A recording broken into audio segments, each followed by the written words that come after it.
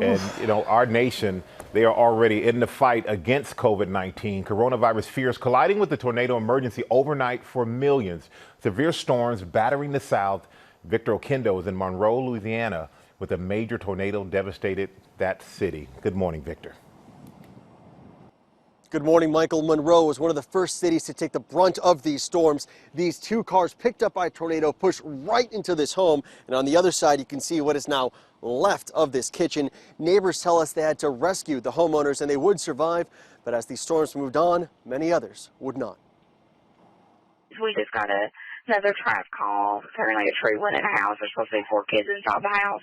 They can't get out. Overnight, Tennessee, the latest state plagued with severe storms, resulting in 5 deaths and several more injured. With Chattanooga, one of the largest cities hit by a tornado and heavy downpours. Our affiliate station, WTVC's Bliss Seckman, showing us her devastated home. It took our roof off. That tree almost went through our house, but by the grace of God, did not. Cars left with shattered windshields. The front of this warehouse demolished. The debris submerged in floodwater.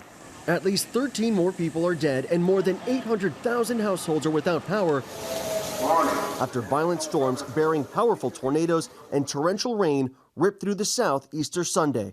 Alabama, Louisiana, and Mississippi all declaring a state of emergency. Oh, jeez. Watch it coming! Yep, I see it, I'm watching it. In Mississippi, winds potentially peaking at 170 to 205 miles per hour, leaving a scene of destruction. At least 7 of the fatalities coming from this state alone. My wife was scared, and I just kept telling her it's going to be okay. Lord Jesus.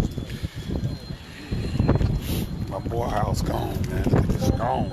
Louisiana's city of Monroe, one of the hardest hit by a tornado. We had to rescue like 4 little infants and 2 ladies. I heard this really loud bang, but I didn't expect this type of destruction when I came outside. The mayor hesitant to designate shelters for the misplaced in the wake of a global pandemic. Normally we would talk about opening shelters. Right now, shelters are the last resort because of the COVID-19 pandemic. The tornado taking direct aim at the regional airport with planes scattered across the field.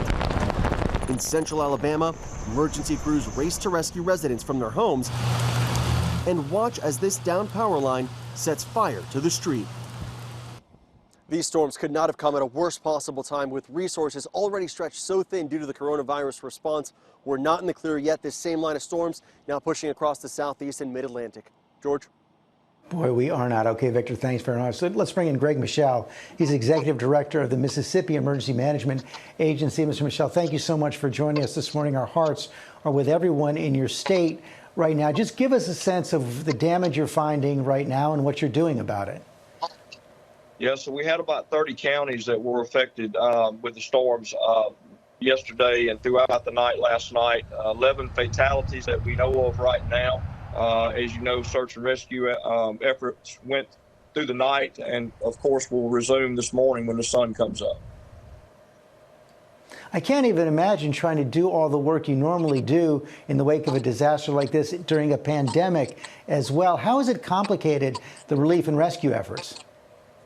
Well, of course, it's complicated it greatly. I mean, you know, we discussed the shelters. We had a meeting with all of our county emergency management agencies on Friday ahead of this storm. Been tracking it for about a week and just prepared them to make sure that they had additional PPE available should they have to open shelters.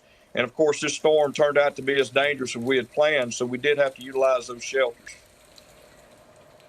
Yeah, and when people get those warnings, it's so hard to keep up with the social distancing guidelines required by the pandemic in shelters like that. Absolutely, absolutely, and that's always an issue. We emphasized to everyone if they had to go into a shelter to make sure they maintained hygiene. We had extra hand sanitizer in those counties where we planned these storms to be, and then encouraged everyone to use masks. But at the end of the day, life safety had to persist over everything else, and the greater risk of the tornado had to overcome the COVID. Still a concern, but again, we've got folks that live in certain areas, rural areas, where they don't have access to shelters in their home. So shelters were the only option that they had. And as Victor said, you all are just not out of the woods yet. There could be more severe weather coming. What's your plan going forward?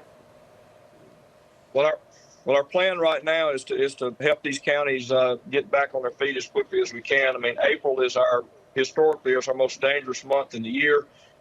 We've certainly, what happened yesterday is certainly an indicator of how dangerous these storms can be. So we'll do the cleanup efforts and get ready for what we anticipate to be a very busy and active tornado month here in April. We know it will be, sir. Stay safe. Give our best to everyone down in their state, and thank you for joining us this morning. Thank you, George. Take care, Michael. All right, thank you, Jordan. The tornado threat is not over, and we're going to go to Ginger, who is tracking the latest on where that threat is now. Good morning, Ginger. Good morning, Michael. Tornadoes are happening as we speak in South Carolina. We've got a tornado emergency, but the watches stretch from Jacksonville up through central Virginia. That tornado emergency included Walterboro, where that line just blew over I-95. You had debris flying. These are deadly tornadoes. We've got several warnings from Georgia up through just northwest of Raleigh. So we're watching that line, and as that pushes east, it's not just tornadoes, it's damaging wind. So we're talking 60, 70-mile-per-hour winds within these thunderstorms that could extend up to Philadelphia. But watch this. Those numbers are coming after the storm passes. I think places like New Jersey, up through the Cape, Long Island, all could see gusts upwards of 75 miles per hour. This concerns me a lot, especially having those tents in Central Park for the coronavirus pandemic. Robin? Well, hey there, GMA fans. Robin Roberts here. Thanks for checking out our YouTube channel. Lots of great stuff here. So go on, click the subscribe button right over here to get more of awesome videos and content from GMA every day, anytime. We thank you for watching, and we'll see you in the morning on GMA.